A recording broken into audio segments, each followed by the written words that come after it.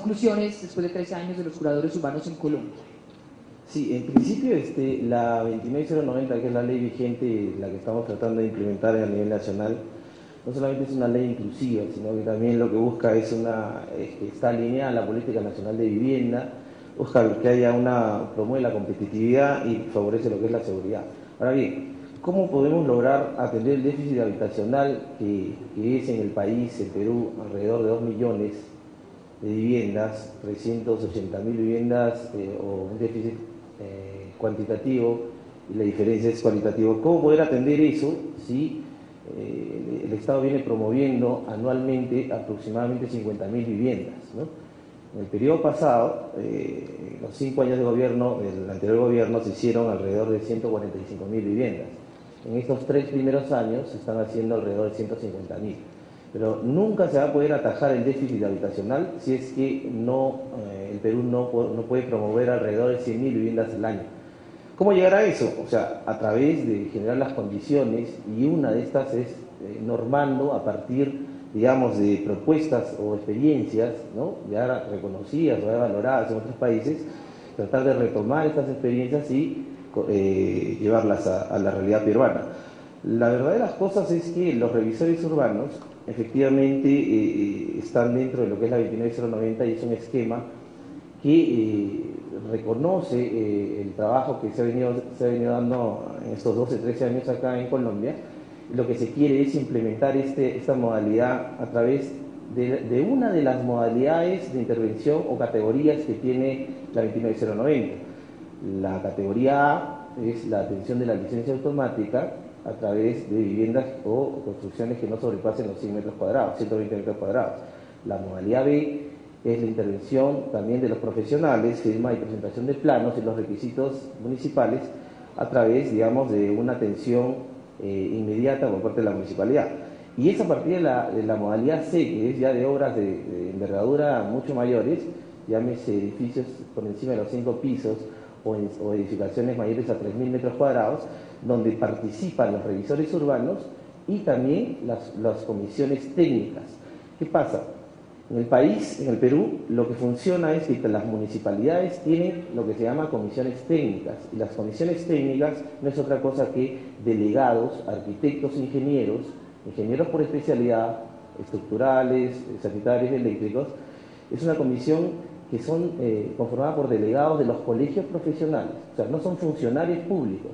Es una comisión donde los colegios profesionales han escogido algunos delegados y estos realizan el trabajo de revisión. Entonces, si partimos como que no son funcionarios públicos, ¿no?, el esquema de revisor urbano que se está planteando y que, digamos, la referencia pueden ser los curadores en Colombia, plantea también que a partir de la profesión, que en este caso pueda ser reconocido el expertise y digamos la selección por los colegios profesionales y por las municipalidades, este trabajo simplificado, digamos, lo pueda realizar los revisores urbanos.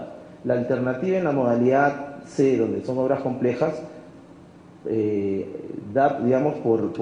genera una posibilidad para que el usuario, sea el constructor o el promotor, pueda optar entre el revisor o la comisión técnica de la municipalidad.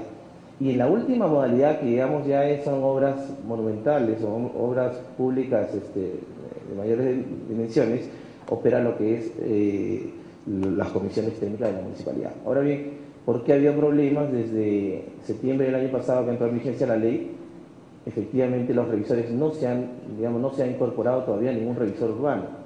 ¿Por qué? Porque hay una demanda en el Tribunal Constitucional del Perú, de parte del Colegio de Arquitectos, básicamente, señalando de que la 29090, la ley, podría ser inconstitucional.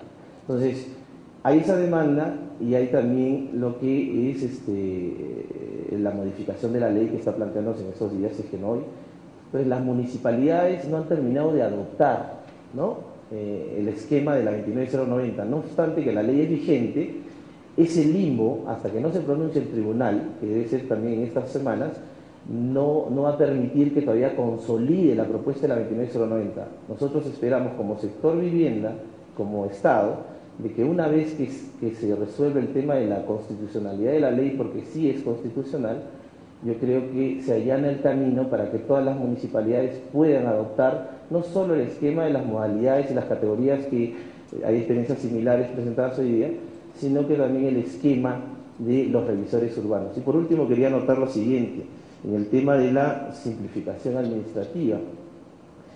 Hay una historia grande en el país, en Perú, sobre lo que es simplificación administrativa, pero sobre todo hay una historia que de repente muchos pueden conocer a través que a finales de los 80, mediados, digamos, del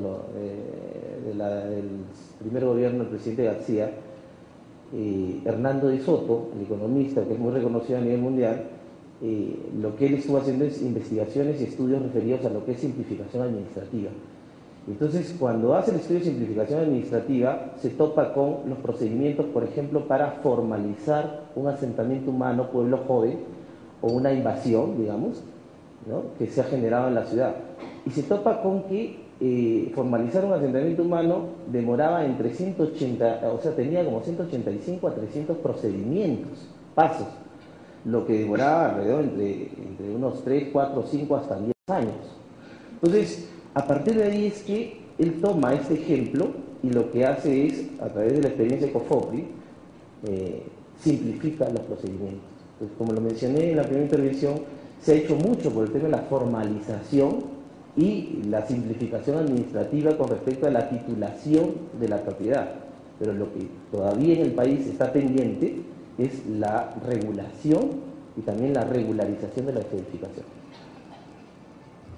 Bueno, pues muchísimas gracias al arquitecto Ramos. Creo que entonces la conclusión, ustedes harán sus aportes, por supuesto, pues básicamente es que independiente del nombre que tenga, bien sea subalcaldías o bien sea los revisores urbanos, o en el caso colombiano, con un ejemplo que ha resultado exitoso en los últimos 13 años, los curadores urbanos, pues si hay una apuesta por agilizar el trámite y de alguna manera darle una mano al Estado como tal, o al menos a la, digamos que todo ese trámite público, digamos, el sector público como tal, desde los particulares o en particular desde una entidad que pueda asumir y dar justamente pues una inyección, digamos, al menos de velocidad en todos estos procesos. En el caso de las curadurías urbanas en Colombia, luego de 13 años de gestión, pues se habla de un trabajo arduo con positivos resultados, particulares que han asumido funciones públicas, una alternativa legítima para las ciudades y cuya tarea pues ha dado resultados palpables.